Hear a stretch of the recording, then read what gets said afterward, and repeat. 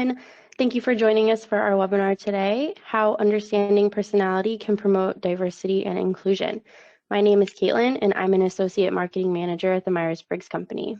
Today's webinar will run for approximately a half an hour, so please feel free to submit questions at any time throughout the presentation, and we will do our best to answer them at the end, and if not, we will answer them via email after the presentation has ended. This is being recorded, so we will send it out in a few days along with a copy of the slides. So now I'm happy to introduce our speaker. John is head of thought leadership here at the Myers-Briggs Company and has been with us for almost 24 years.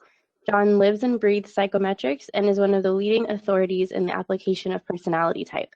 John's role is pivotal in keeping the MBTI framework relevant to our ever-changing work environments. He does this through research like he will be presenting today. So I will hand it over to you, John. Thank you, Caitlin. So the title of this webcast is How Understanding Personality Can Promote Diversity and Inclusion. And really the reason that we're talking about this today is that the workplace is not as diverse or as inclusive as it could be, especially when you look at more senior management. And if we look at senior leaders, most are white and male.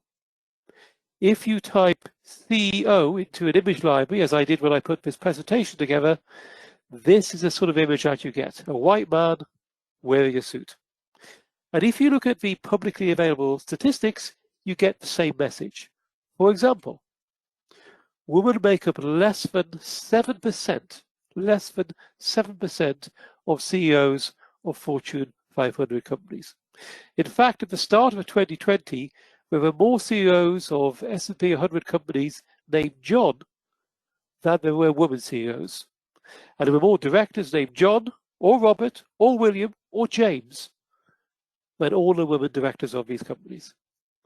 And this is despite the fact that companies with women on the board actually tend to perform better financially.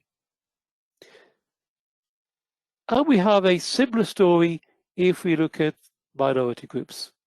So, for example, in June 2020, there were only 5, that's not 5%, that's just 5 black CEOs of Fortune 500 companies. And at the moment, at least, COVID is making things worse. Research has shown that older people are more likely to be affected than younger, men more than women, minority groups more than white groups, and people on lower incomes more than those on higher incomes. This is increasing the amount of inequality in the workplace. So, for example, women and minority ethnic people are more likely than others to be in jobs where they aren't able to work from home, and so they are more likely to have been furloughed or be made redundant or been laid off during the crisis. They are also actually more likely to be in jobs as frontline workers with the possibility of long-term effects on their health and therefore on their career prospects. And while schools have been closed, women have taken on a bigger share of childcare than men have. Mothers, compared with fathers, are more likely to have left their jobs or been made redundant recently. And mothers who are working from home have less time to spend on work than fathers who are working from home and are interrupted in their jobs more often. And again, this may have an adverse effect on their careers. In some research that we're carrying out at the moment with the Myers-Briggs Company, we're finding that women are significantly more concerned than men about having children at home for an extended period, and are finding it, relative to men, more difficult to remain focused while working from home. That study is still ongoing, and you can take part in that if you like, and we're going to give you a link. And other research has shown that minority women have been more severely affected in many ways by the pandemic than white women have been. So today, we're going to try to bring a little light into this darkness. We're going to start off by looking at some research that we've carried out that demonstrates the way that women and minorities are underrepresented, but also how personality type, or rather organizational attitudes to particular types can make this underrepresentation worse. Then we'll show how you as type practitioners can use this information to help make things fairer with some specific actions that you and organizations can take. And finally, we'll remind you about some of the tools and resources that you can use for this. So let's start off by looking at the research project. What we did was to look at everyone who had taken the American Form M version of the MBTI questionnaire between 2004 and 2018, and who had also told us their gender, their ethnicity, and their job level. And that was a nice big sample, just less than 1.8 million people, roughly half male and half female, and just under a third of those people were from a minority background. And all job levels were represented with good sample sizes. So, for example, even though executives and top executives only made up 2.4% of the group, as you can see at the top line of the graph on the right-hand side, that was still over 42,000 people. So let's look at what we found. Now, a warning. The next few slides are going to contain lots of numbers, but I'm going to talk them through step by step. Now you can probably tell from the title of this slide what the overall result of research was, but let's look at the evidence in a bit more detail. Here on the slide at the moment, we have the percentage of the sample at each job level. And these are the same figures that you saw in the previous slide. So for example, 2.4% of the group were at the executive level and 8.1% at senior management level. So if we add 2.4 and 8.1, overall 10.5%, 10.5% of group were in those two top levels. But let's look at men and women separately now. So looking at the column for men, 3.3% of men were in executive roles, 10.1% in senior management jobs, so in total 13% of men reached executive or senior management level, but only 8% of women, 1.6% as executives, 6.2% as senior managers, reached that level. And at the other end of the jobs ladder,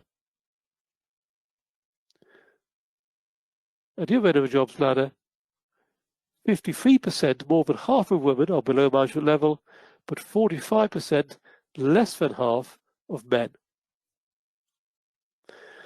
So women are underrepresented at those more senior levels. Less the percentage of women get to those more senior jobs. And for those of you who like stats, and hopefully there's some of those out there, this is a statistically significant result. And it's a similar story if we compare majority and minority ethnic groups. So if we look at the data here, 11% of majority, 2.5 plus 8.7, reach executive or senior management, but only 8% of minority. 53%, more than half of minority group, are below management level. 45%, less than half of majority group, are below management level. So minority individuals are also underrepresented at senior levels. And again, this is a statistically significant result. Given these figures, it's probably no surprise to find that minority women are especially underrepresented. So if you look at the left-hand column of figures there, to begin with, for the male majority, 14%, 3.4 plus 10.9, 14%, just over 14% of majority men reach the executive and senior management level, but less than 6% of minority women, and almost 60% of minority women are in those jobs below management level, but only 37% of majority men. So the situation looks bleak here, perhaps, but remember, this data goes all the way back to 2004. So perhaps since 2004, things are getting better. Let's look at the data. This graph is going to show how underrepresented women are at executive on senior management level year by year. What I've done is to divide the actual number of women at each level with what you'd expect by chance if women were fairly represented. Give them a total number of men and women in the whole sample and the total number of people at each level. Any percentages below 100 mean that women are underrepresented. If we have percentages above 100, they're overrepresented. So, for example, if you look at the green and orange dots which have just appeared on your screen, in 2004, only 56% of a number of women you might expect made it to executive level. That's the orange dot, and only 67%, 2/3 of the number you might expect, made it to senior management. That's the green dot.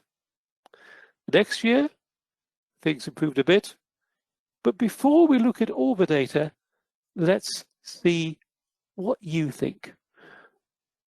So, if Caitlin, you'd like to launch that first poll there.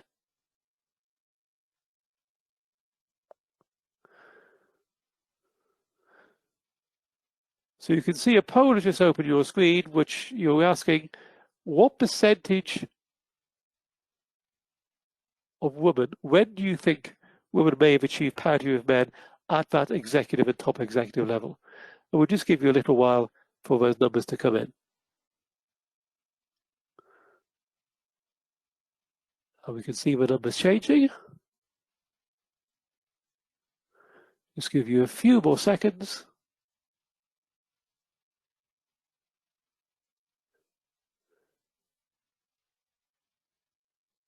So let's look at the results. So 22% of you, just shy of a quarter, think that actually not long, by 2040 they'll achieve that parity, a third by 2060, 15% by 2080, but 31%, almost a third, have said probably never. Now, that may seem a little bit pessimistic. Let's look at the data.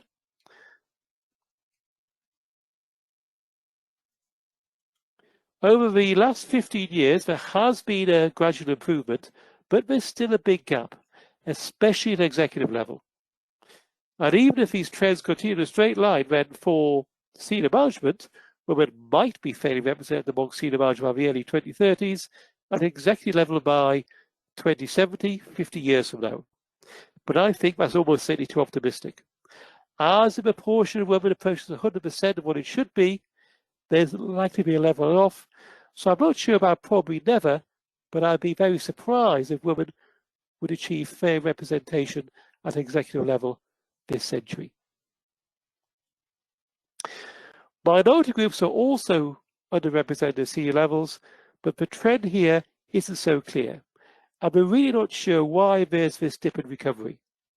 But again, it doesn't look like we're heading for equality anytime soon. So what can we as type practitioners, people who use the MBTI assessment, do about this? The key might just lie in understanding how personality type relates to these inequalities. But before we go on to look at this, let's just see how familiar you all are as a group with the MBTI framework. So Caitlin, if you'd like to launch that next poll, please. So you have a number of choices. You might be an MBTI practitioner who've used it often. You might be qualified but not use it recently. You might receive feedback but not be qualified to use it. You might have heard of the MBTI but not completed it. And you may be saying, what on earth is the MBTI? Let's just give you a little while to answer those questions.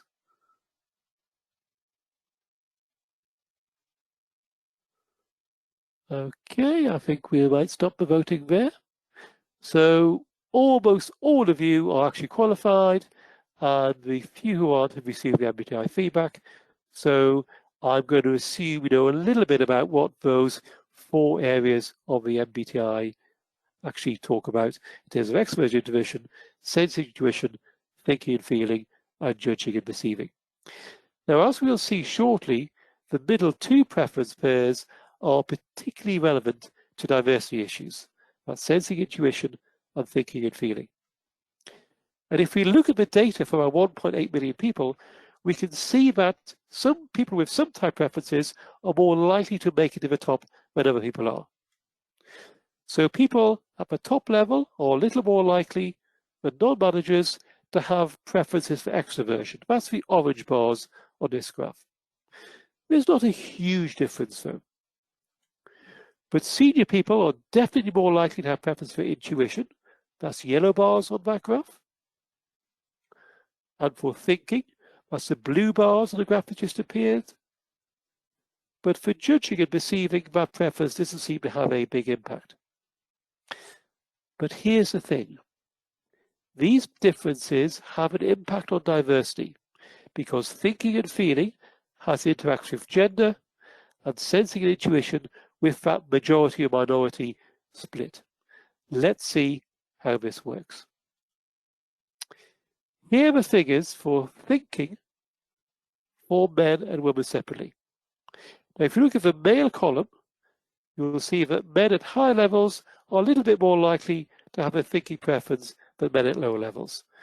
76% at the highest level versus 69% at the lower level. The same goes for women. Women at high levels are more likely to have a thinking preference than women at lower levels. If you compare the two columns, there is a difference. At any level, men are more likely to have a thinking preference than women are. In fact, entry-level male employees are more likely to have a thinking preference than women executives. Now, given the value that organizations seem to place on the objective thinking decision-making style, this could mean that women leaders are taken less seriously.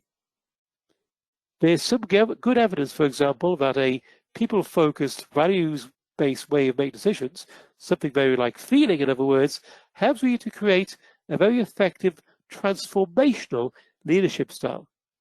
But there's also evidence that such leaders are seen as, and I do emphasize seen as, less effective by their organizations and by their teams. And there's something else hiding in this data too. There's an interaction between occupational level, gender, and decision-making style. For men, the proportion of women with a thinking preference doesn't vary much between levels, just 6.6 percentage points, as you can see from the figures. For women, the percentage varied from 39% at employee level up to 57% at top level, 18 percentage points. This suggests that for women, it may be more difficult to be promoted if you have a feeling preference, but for men it doesn't matter so much. All things being equal, you're just more likely to reach a higher level if you're a man. For ethnicity, its sensing and intuition has an effect. You're more likely to have an intuitive preference if you're in a majority group, and you're more likely to reach the top if you have an intuitive preference. The difference is not quite as marked as it is for thinking and feeling with gender, and there's not quite the same interaction, but it's still a very real effect. So this then is what the research is telling us. Female and minority people are underrepresented at both senior levels, with minority women being especially underrepresented. Representation of women in leadership is improving, but is still lagging behind. We can't even say that for minority leaders. And those differences in the way we take in information, sensing, intuition, and in decision-making, thinking and feeling exacerbate those effects, especially for women. And you'll notice that despite these differences, nowhere in this data is there any evidence that people with an intuitive or thinking approach make any better leaders than people with a sensing or a feeling approach. So none of us perhaps is good news, but what can we do about it? Let's look at how we as type practitioners can help. What can we do, and how can we help our organizations or our clients? Well, first of all, I think we can raise awareness of these issues and not let our organizations or our client organizations walk off a precipice just because they don't know about this stuff. So, for example, we could raise some of the issues pointed out by this research, and that might be useful. It's a recent piece of research, so it shows there's still a hill to climb, and although the underrepresentation of women and minority groups at higher levels is, I'm afraid, well known, that interaction with personality really isn't. And that points out that diversity and inclusion maybe should include a discussion about personality too. I've also mentioned several other studies that point out the lack of diversity at top level, as well as how situations like the coronavirus pandemic could be making things worse. There's not been time in this session to go into these in detail, but we have created a list of references that you can look up. We're going to send this on to you in a couple of days after this webcast. And this includes evidence that should appeal to people who are paying attention to the bottom line. Evidence, for example, that organizations with women on the board do tend to perform better. Now, of course, this may be as much or as more to do with the general openness to diversity of these organizations as anything else, or even to the idea that to reach the top, women may have to try harder in many organizations, but it's still, I think, a research finding very worthy of note. And one of the things I think that this current research shows is that there can be a shortage of sensing and of feeling at high levels in organizations. And that may not be good for the way in which organizations approach and solve the problems they face. And a good tool that you could use to illustrate this is something that's often called the Z model. If you, like me, aren't American, you might know it better as the Z model or the zigzag model. So before I go through this in detail, let's check how familiar you are with the Z model, if you've heard of it. So Caitlin, would you like to start that next poll, please? So you can say you've used it, you've heard of it but not used it, or you don't know what it is. I'll just give you a little while to enter your answers. Okay, I think we might stop things there. So although some of you have used it, that's less than a quarter, and half of you don't know what it is. So those of you who know all about the Z model, use it frequently, please forgive me these next 2 minutes while I just talk through the model. What the Z model does is to use sensing and intuition and thinking and feeling to help individuals or teams make well-rounded decisions. And in making a decision, in solving a problem, you first of all need to take in information and then to make a decision based on that information. The idea is that we make sure that we use both sensing and intuition to gather the information and then use both thinking and feeling to make the final decision. So you might, for example, start with sensing. What's real? What do we actually know? What are the facts? Perhaps what can we learn from past experience? Then move on to intuition. Where are we heading? How's everything connect together? What are the themes? What's the big picture? Then take all of that information, weigh all the pros and cons, and look to see what an objectively right answer would be using thinking. And finally, think about how that decision would impact on the people involved and how this relates to your values or your organization's values using feeling. So these are some of the questions you might want to ask yourself at each stage. Now, for those of you who haven't come across the Z model before, or those people who have used it, who've heard of it but not used it, we're going to give you a copy of our MBTI playbook. This has details of how to use the Z model, as well as lots of other useful information. Now, each of us, of course, has our own preferences when it comes to sensing or intuition or thinking and feeling. So let's look at your preferences. So Caitlin, if you'd like to open our next poll now. So we're asking you whether you have preferences for ST, SF, NF, or perhaps you're not sure. Okay, give you a little while for those answers to come in.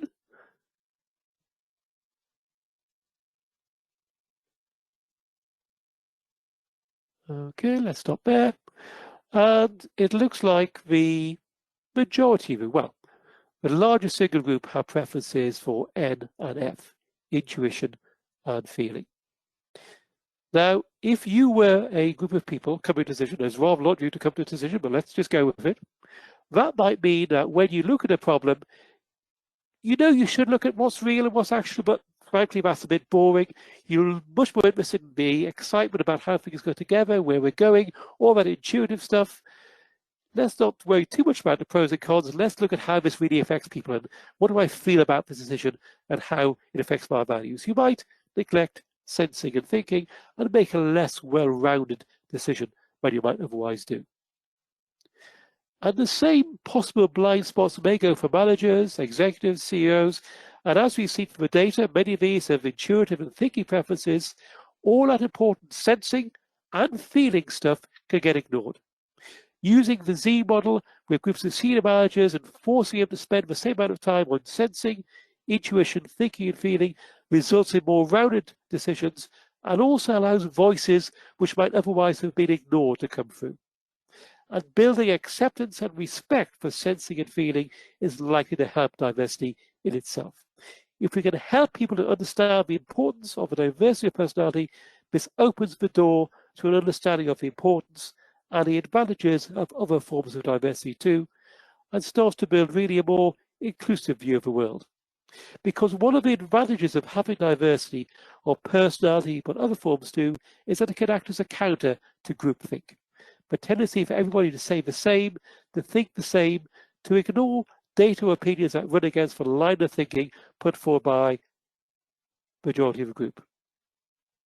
Now, at the current time, when things are perhaps in crisis, where organizations are faced with falling sales, there's fewer staff still trying to do the same amount of work, and other problems because of COVID, where you're just desperately trying to keep the lights on and stay afloat, it's tempting to follow groupthink, to all do exactly the same thing in the same direction, but really nothing could be further from the truth.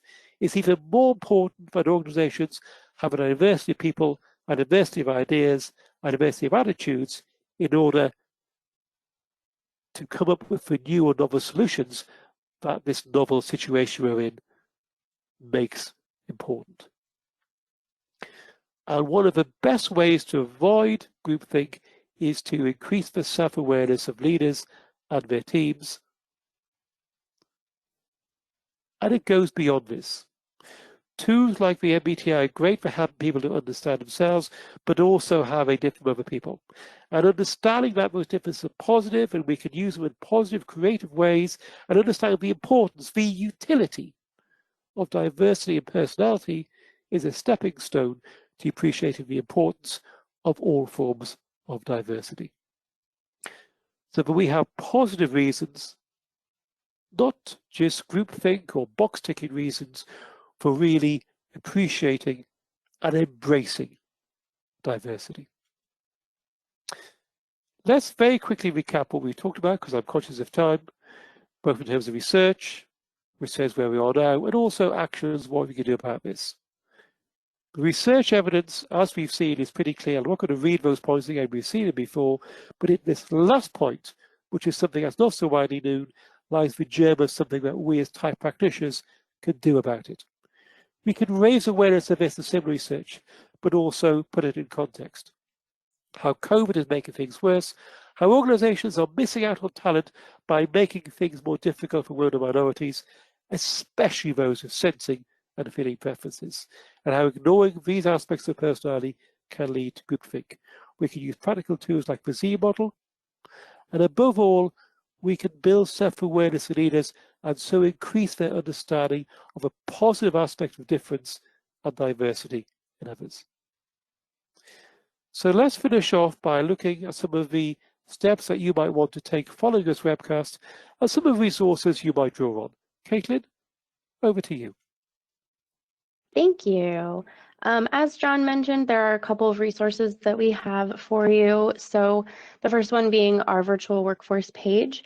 It's packed with lots of information and resources for practitioners to help with workshop delivery and effectiveness. And if there's anything that you can't find on there that you're looking for, you can fill out the contact form at the bottom and we will get back to you. So we'll also be sending out the research information that was mentioned earlier in the webinar, and you can dive into that more. There's a lot of great information in there.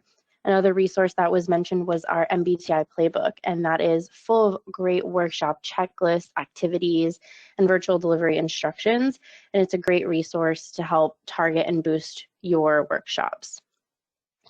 And every situation and every organization is unique, and most often there won't be one single solution or one activity that fits perfectly for each one. So the best thing you can do is get in touch with us. As the experts in people development, we would love to partner with you and with your organization and help you tackle any challenges that you're facing.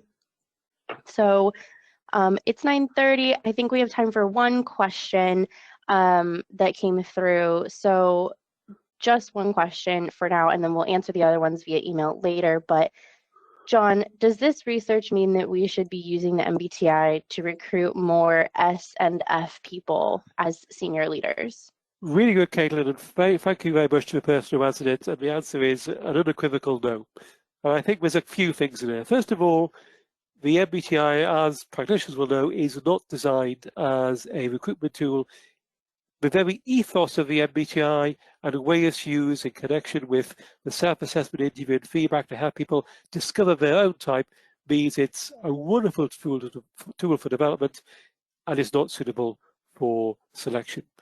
But secondly, I think rather than saying, oh, let's put a few sensing people or the trade equivalent in this place, and then finding those people are like a fish out of water,